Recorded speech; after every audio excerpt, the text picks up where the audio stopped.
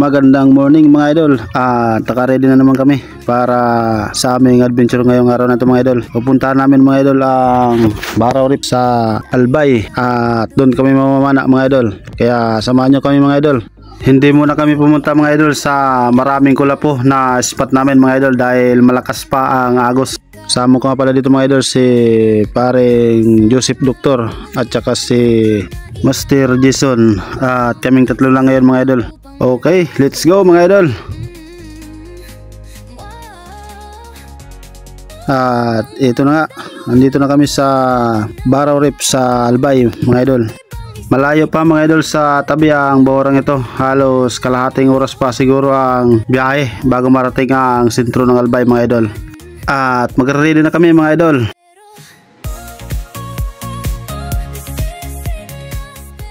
At ito na, bababa na ako mga idol. Alright, let's go. At ito na ang unang drop natin mga idol. Nakakita kagad tayo ng rainbow runner na magkakasama mga idol. Kaya nakadali tayo ng isa. At medyo malaki na to mga idol. At nandiyan naman si Master Jason malapit sa atin mga idol. Kaya napansin niya yung tinira nating rainbow runner. At paikot-ikot lang ang mga kasama ng isda na yan mga idol. Kaya titira din daw ang dive partner ko na si Master Jason. Pero hindi na niya ito naabutan mga idol.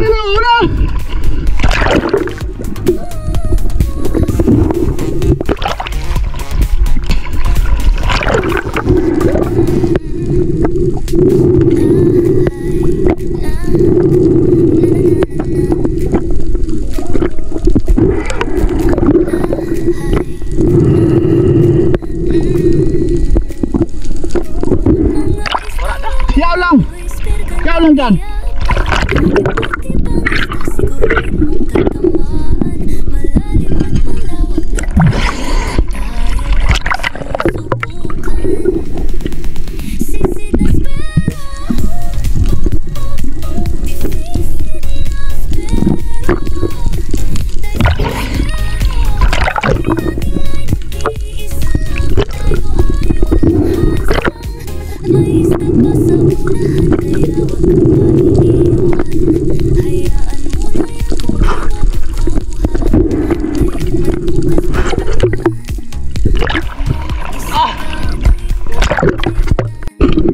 At ito na mga idol, hindi ko pa man na-open ang camera ko ay nadali ko na ang rainbow runner na yan mga idol. Ang kasama ng una kong natira mga idol. Halos nasa ibabaw lang tayo ng tubig mga idol.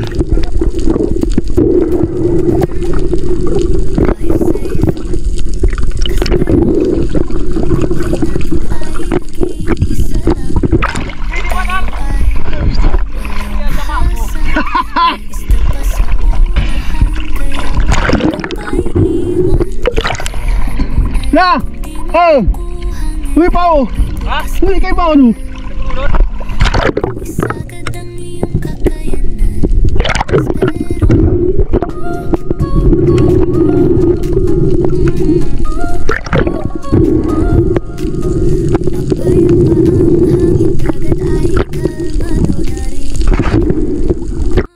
At dito naman mga idol, ang daming bait fish sa lugar nito mga idol. Kaya nagantay-antay tayo baka merong dumaan na pelagic.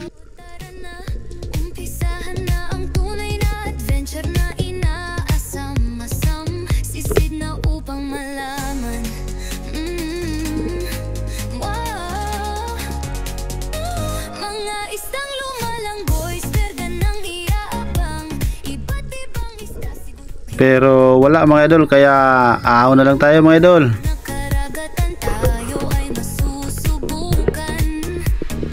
At dito naman mga idol, may napansin akong lapu-lapu sa may bato na yan mga idol. Ang marblet grouper mga idol. Kaya daan-daan kong nilapitan ng isda na yan mga idol para madali natin mga idol. Nakatago siya sa may bato na yan. At halos ulo lang ang nakalabas mga idol. Pero nagawa natin yan ng paraan mga idol. At nadali natin ang isda na yan mga idol.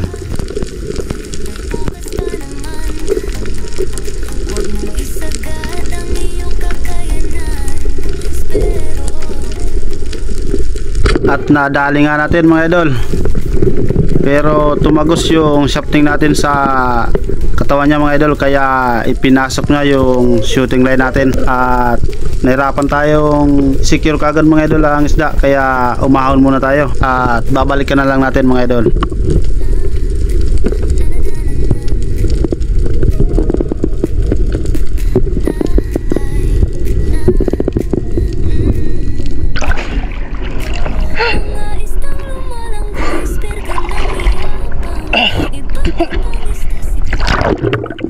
Dito na mga idol, binalikan na natin ulit ang isda.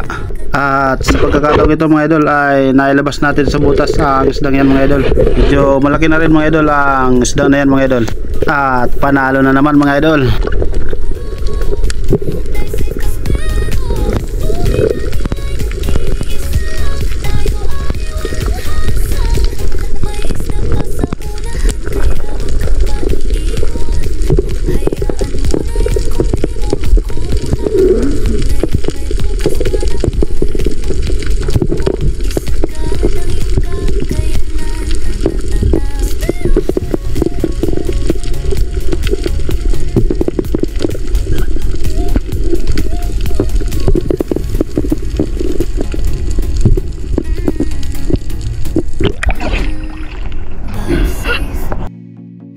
Pero buhay natin ay nag-iisa lang. Tayo ay walang hasang, may isda pa sa unahan, kaya huwag kang maiiwan, hayaan mo na yan. At matapos ko makuha ang isda na yan mga idol ay nilagay ko na ang 3 isda sa bangka mga idol.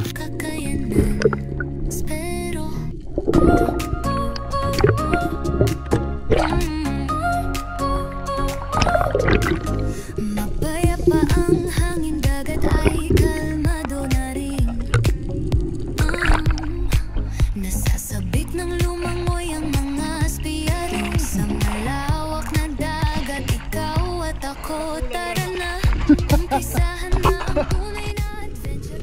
At dito naman mga idol, isang longnose emperor sana ang target ko dito, pero hindi natin nadali ito mga idol dahil medyo mailap na ang isda na ito mga idol. Sayang, at malaki na sana ang longnose emperor na yan mga idol.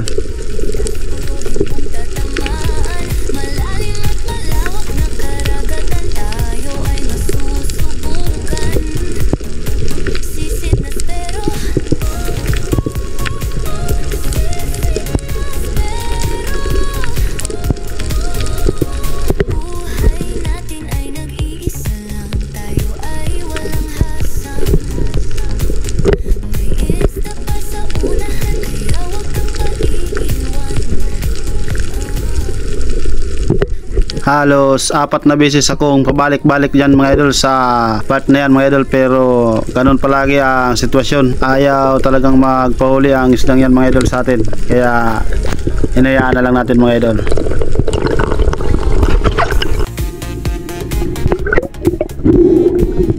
At dito naman mga idol, isang harlequin sweet lips ang nadali natin dito mga idol, na malaki na rin mga idol.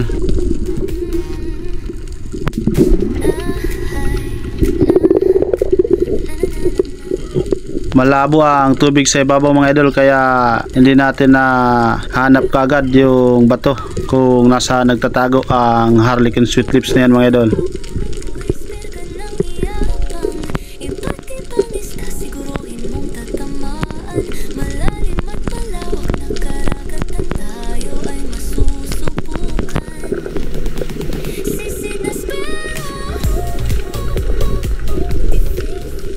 At ito na yung bato na yan mga idol, kung nasaan yung harlequin sweet lips. At dahan-dahan kong nilapitan mga idol dahil nandyan lang siya sa likod ng bato na yan mga idol. At ito na nga mga idol, malaki na ang harlequin sweet lips na yan mga idol. Mahigit 2 kilo na rin ang isda na yan mga idol.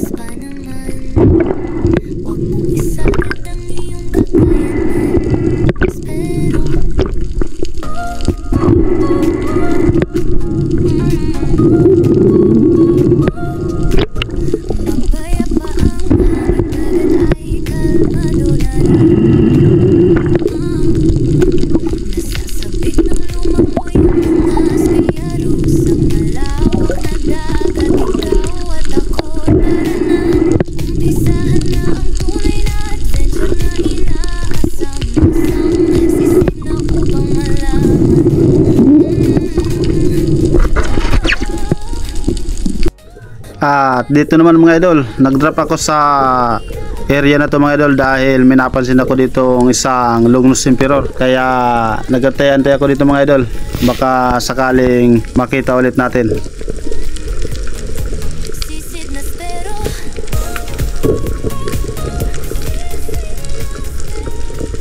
Napakaraming bait fish sa lugar nito mga idol. Tayo ay walang hasang. Pero wala nang Longnose Emperor na nagpakita mga idol. Kaya tumira tayo ng kahit isa man lang dito sa mga isdang ito mga idol. At itong isdang ito ang napili natin mga idol. Isang surgeon fish mga idol, or salinggopaw dito sa amin kung tawagin dito sa amin mga idol. Masarap din sa inihaw ang surgeon fish na ito mga idol. Kaya kinuha na natin para may pang ihaw tayo mamaya mga idol.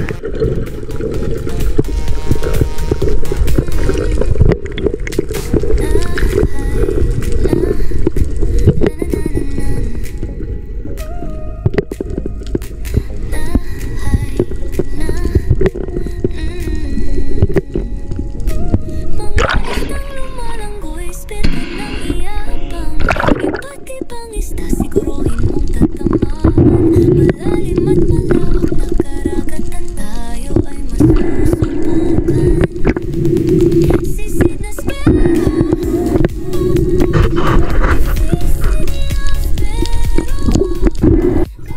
At dito naman mga idol, habang nasa ibabaw ko ng tubig, nakita ko na naman ang isang rainbow runner. Kaya tinira natin mga idol. At okay na rin ang isang rainbow runner na ito mga idol, dahil papauwi na rin kami ng mga oras na ito mga idol, dahil hapon na rin mga idol. At shoutout kay Jose Abiad from Lupi, Camarines Sur. Shoutout sa iyo idol. Kay Mark Flores from Bakakay Albay. Shoutout sa iyo idol. At kay Jose Narbaha. Shoutout sa iyo idol. Kay Sean Bansel from Sambales. Shoutout idol.